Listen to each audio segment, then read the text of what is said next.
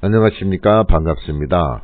지난 2024년 12월 27일 공동주택관리법 시행규칙 별표 1이 개정이 되었습니다. 그리하여 별표 1 개정사항에 대한 총괄적인 내용은 지난 영상에서 설명을 해드렸고요. 오늘은 항목별 개정 내용에 관한 사항들을 알아보고 해설해 드리는 시간을 갖도록 하겠습니다.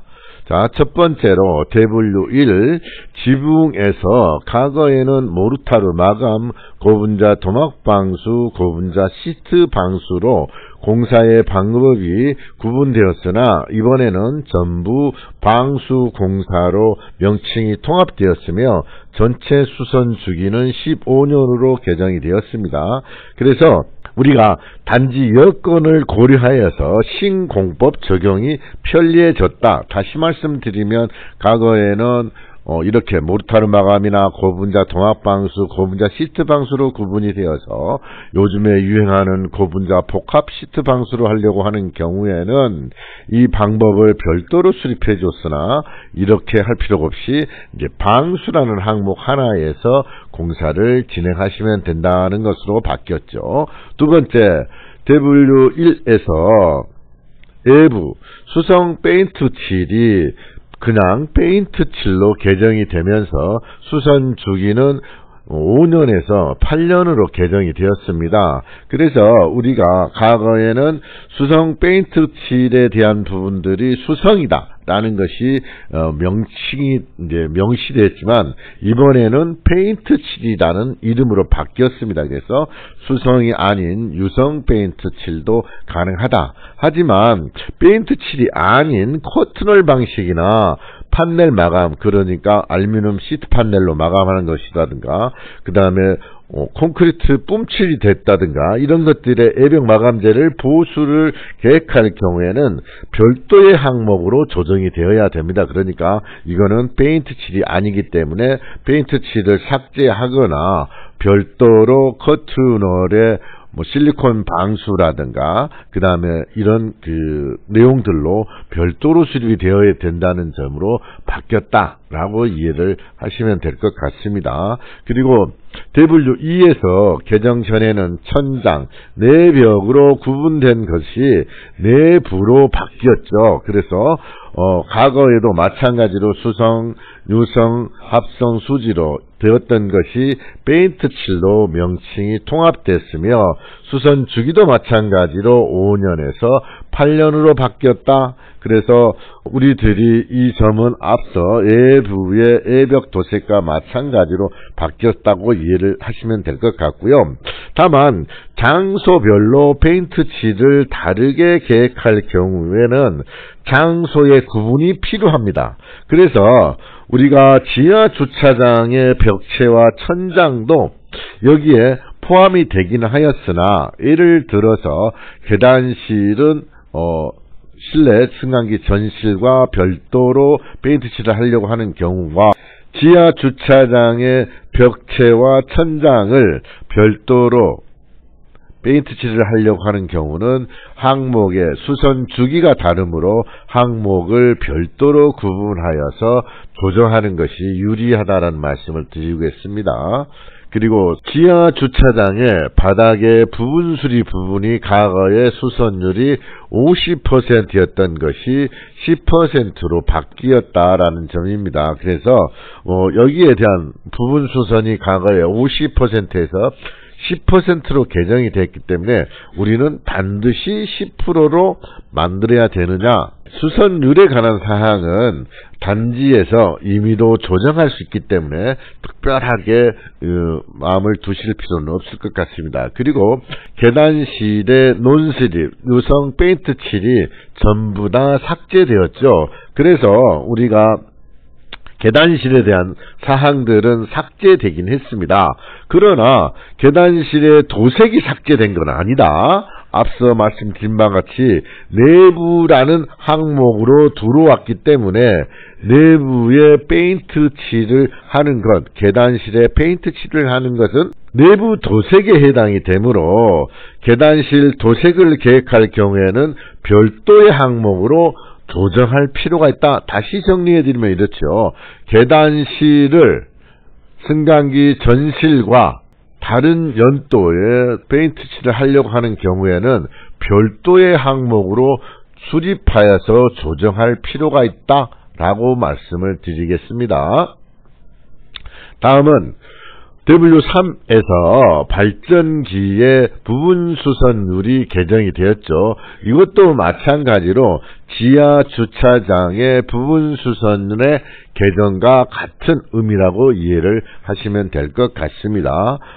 여기도 마찬가지로 피대 설비가 전면 교체만 있던 것이 이번에는 부분 수선으로 바뀌었습니다. 그래서 부분 수선의 수선 주기는 10년마다 수선율은 30%로 바뀌었다라는 점입니다. 수선 방법이 부분 수선으로 바뀌었다면 항목의 수리비, 수선비도 장기선 충당금으로 집행을 하여야 하므로 장충의 집행 범위가 넓어졌다라는 뜻입니다. 그래서 우리들이 장기선 충당금을 과거에는 전면 수선을 할 때만 장기선 충당금을 집행해야 됐지만 이제는 부분 수리를 하더라도 장기선 충당금을 써야 되는 상황이 발생이 된 것이다 라고 이해를 하시면 실질적으로 장기선 충당금의 집행 범위는 더 과거보다 넓어졌다라는 의미를 가지고 있습니다. 이번에는 W4 급수 설비에 과거에는 이름이 고가수조로 되어 있던 것이 저수조로 명칭만 바뀌었습니다. 그래서 저수조라는 명칭은 바로 뭐냐 그러면 물을 저장하는 수조를 의미하므로 고가수조가 수립 기준에서 제외된 것은 아니다. 그래서 과거에 고가수조가 있었고 지하 저수조가 있었고 이럴 때 지하 저수조를 삭제하는 단지들이 있어서 아마 저수조라는 이름으로 명칭이 통합된 것 같습니다. 그러므로 저수조에는 지하 저수조와 고가수조, 소방용수에 대한 탱크까지 포함이 되었다라고 이해를 하시면 될 것 같습니다. 이번에는 가스 설비에서도 마찬가지로 과거에 전면 교체가 있었으나 이번에는 부분 수선으로 바뀌었다라고 해서 앞서에 제가 설명드린 바와 같이 전면 수선과 부분 수선에 대한 내용들로 이해를 해 주셨으면 좋겠습니다. 여기도 마찬가지로 오배수관이 과거에 전면 수선만 있었으나 이번에는 부분 수선이 들어왔다라는 점입니다. 그래서 앞서 내용과 같은 점으로 이해를 하시면 될 것 같습니다. 그래서 여기도 마찬가지로 한기 팬도 전면 수선이 있었지만 이번에는 부분 수선으로 바뀌었다. 그래서 수선 주기, 부분 수선 주기는 10년마다 10%의 수선 주기를 갖는 것이다. 다만 이 한기 팬에서는 사무소, 그러니까 관리사무소를 의미하겠죠. 그리고 주민공동시설 또는 화장실 등에 설치되는 소형 환풍기는 제외한다는 단서가 생겼습니다. 그러므로 우리가 관리사무소라든가 주민공동시설, 화장실에 설치된 소형 환풍기는 제외되었다라는 단서가 생겼으며 그러면 우리가 여기서 이해할 수 있는 것 어떤 것도 제외가 된 것이죠? 네, 맞습니다.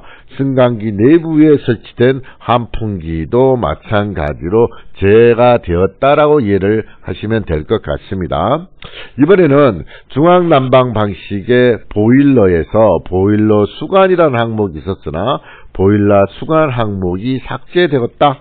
그래서 여러분들이 이제 중앙난방 방식이 지금은 거의 없어지긴 했습니다만은 보일러 수관이 없어졌다. 다만 우리가 특징적으로 이해하셔야 될 내용이 난방 설비에는 열 교환기와 자동 제어기기가 있습니다. 그런데 급탕 설비에는 열 교환기와 자동 제어기기가 없습니다. 그래서 급탕용 열 교환기가 수립 대상이 아니라고 생각할 수 있는데 수립 대상이 아닌 게 아니라 그대로 수립 대상이다. 이 점도 기억해 주셨으면 좋겠습니다.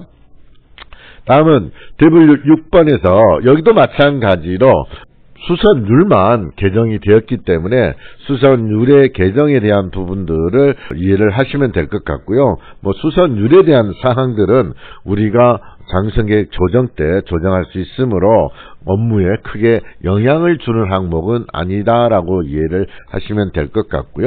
조경시설물이나 안내 표지판에서도 전면 교체만 있었던 것이 부분 수선으로 바뀌었다. 이 점도 앞서 개정된 내용과 같다라고 이해를 하시면 될 것 같고요.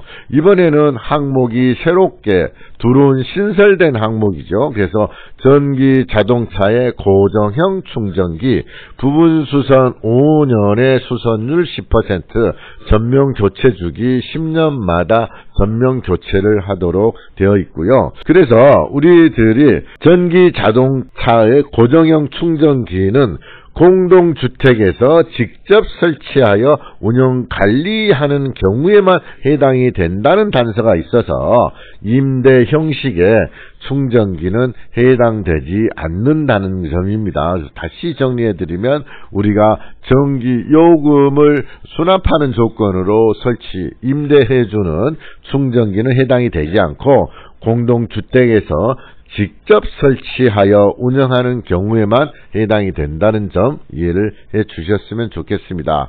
이번에는 대분류 7로 구분되어서 새롭게 신설된 항목입니다. 첫 번째로 방화문이 있고요. 두 번째로는 옥상 비상문 자동 개폐 장치가 있습니다. 그래서 방화문에는 전면 교체 주기 15년에 전면을 하는 것이고, 옥상 비상문 자동 개폐 장치는 부분 수선 5년마다 30%의 수선율과 전면 교체는 15년마다 100%로 전면 교체를 하는 것으로 항목이 신설되었습니다.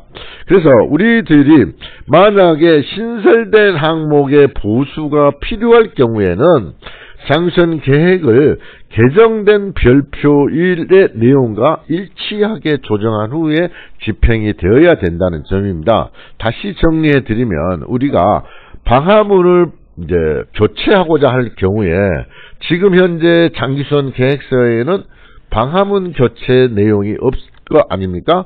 그래서 이 장기선 계획서를 방화문 교체 항목을 넣으시고 그리고 장기선 충당금으로 집행이 되어야 된다는 점은 이번에 신설된 모든 항목의 집행에 관해서 하는 내용과 같다는 점을 이해해 주시길 바랍니다.